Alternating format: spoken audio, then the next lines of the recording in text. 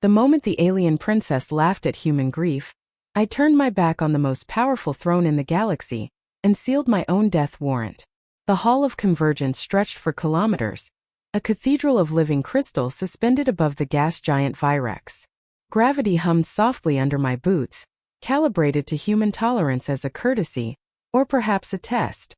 Thousands of alien delegates watched from levitating balconies, their eyes glowing, refracting, clicking, or burning depending on species. Every breath I took echoed in the vastness. I was Captain Elias Rowan, last surviving envoy of a fractured Earth. And I had come to beg. The Galactic Accord had summoned humanity after our skies went dark, after our oceans boiled, after entire continents became radioactive scars visible from orbit. They called it a containment failure, an accident caused by an experimental alien mining array too close to our sun. An apology they promised. But apologies don't raise the dead. At the center of the hall stood Princess Averial Tkor, 19 cycles old by her people's count, radiant in ceremonial armor that shimmered like frozen starlight. She was young by galactic standards, untested, celebrated as a prodigy of logic and diplomacy.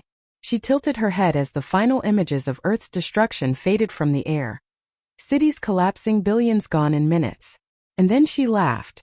A soft musical sound. Your species, she said calmly, formed civilizations on a single world. That inefficiency alone made extinction statistically inevitable. The silence that followed was heavier than vacuum. I felt something inside me break, but that was only the beginning. I had rehearsed speeches, prepared arguments. I had even practiced humility. What I hadn't prepared for was contempt wrapped in innocence. The princess wasn't cruel by intention. She simply didn't see the value in what we had lost.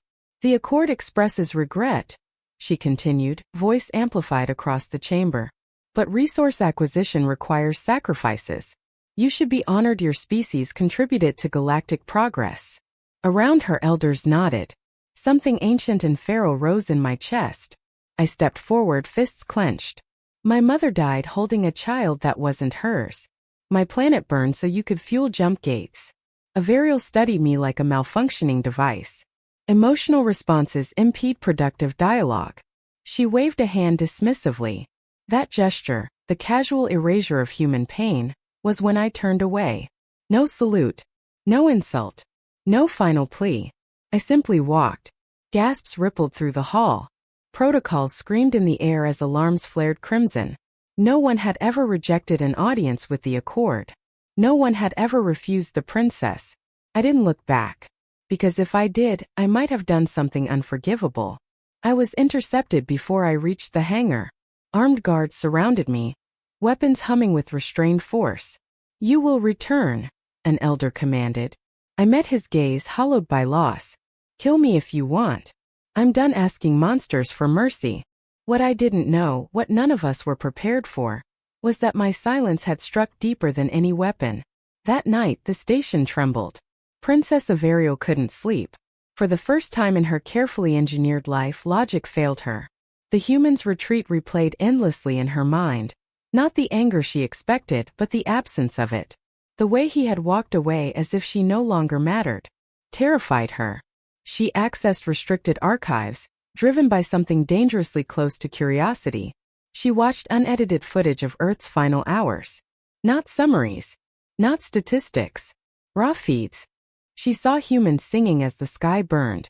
Scientists staying behind to keep shields active a few seconds longer. Parents lying to children with smiles as the ground shook. Averial felt a tightness in her chest her tutors had never named. She shut the feed down, trembling. Across the station, I sat alone in a containment cell, staring at the stars that had taken everything from me. I expected execution. Instead, I received a visitor. The princess stood behind the barrier, ceremonial armor gone. She looked smaller. You should not have walked away, she said quietly. I didn't answer. Her eyes flickered. Your silence disrupted the Accord's predictive models. Entire negotiations have stalled. Still nothing. Say something, she demanded, frustration cracking her composure. I finally looked at her. Why? So you can laugh again. Her breath hitched. That was when everything changed. Averial did the unthinkable. She deactivated the barrier and stepped into the cell. Alarms shrieked. Guards shouted. She raised a hand, overriding them all. "I was wrong," she said, voice barely steady. "And I don't understand why." That admission shook the station more than any rebellion. What followed was forbidden. She freed me. Together we vanished into the underlevels, into forgotten corridors where ancient experiments slept. Averial revealed the truth the Accord had buried. Earth wasn't collateral damage. It was a live test of a new stellar siphon. A prototype she herself had mathematically approved. Her hands shook as she spoke. "I didn't know until now." That was the midpoint, the moment I realized the galaxy wasn't ruled by evil, but by indifference far more dangerous. We became fugitives overnight. The Accord branded Averial defective, emotionally compromised, a liability. Orders went out to erase us quietly. Hunted through nebulae and dead systems, we survived on stolen tech and sheer human stubbornness. I taught her how humans grieve. She taught me how galaxies think. And slowly and possibly she learned to feel. The lowest point came when our ship was crippled above a refugee world. Another species erased by the same technology that killed Earth. The Accord's fleet closed in. Averial stood at the console, tears streaming down her face. "This is my fault. All of it." I took her trembling hands. "Then help me end it." The final confrontation wasn't a battle.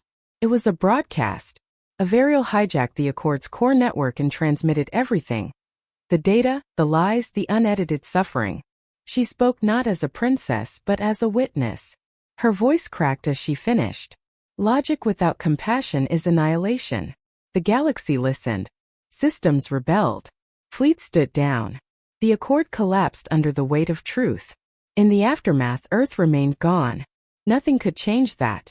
Averial renounced her throne and stood beside me as worlds rebuilt. Not with conquest but with care. She never laughed at grief again. Years later, standing on a new human colony beneath an unfamiliar sky, she asked me softly, "If I hadn't offended you, would any of this have happened?" I watched children run across alien soil, alive because someone had finally learned to feel. "No," I said. And that's why walking away saved us all. The galaxy didn't change because a princess spoke. It changed because one human refused to be silent, and an empire finally learned what that silence meant.